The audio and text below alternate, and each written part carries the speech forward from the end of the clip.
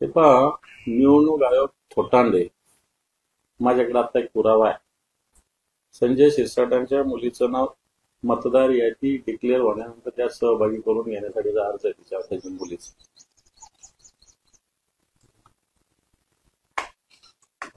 मी कलेक्टरांना हे पाठवलेलं आहे. कलेक्टर म्हणे मी चेक करतो.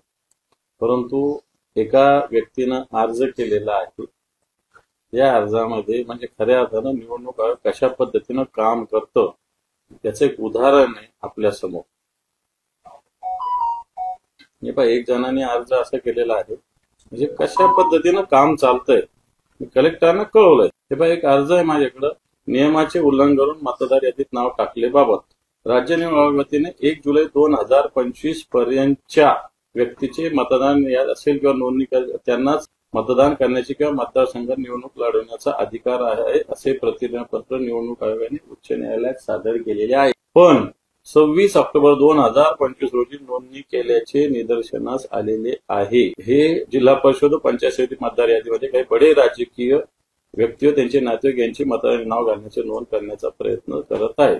सोबत ऑनलाईन पद्धतीने केलेलं नाव, हा अर्ज आणि हा शिरसाटांच्या मुलीचं त्याच्यातलं डॉक्युमेंट हे केलेलं आहे 27 ऑक्टोबर 2025. बिलकुल मी कलेक्टरांना या संदर्भात बोललेलो आहे. हे नाव हे पहा, नाव मतदार यादीत टाकणं ही प्रोसेस आहे, काही कधी बंद नसते होत.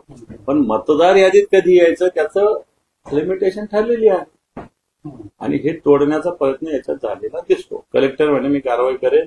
होते की नाही होते अजून मतदार यादी बाहेर आल्यानंतर त्या गोष्टी कळेल. पण माझ्या माहितीप्रमाणे हे सगळे डिटेल्स माझ्याजवळ आहे.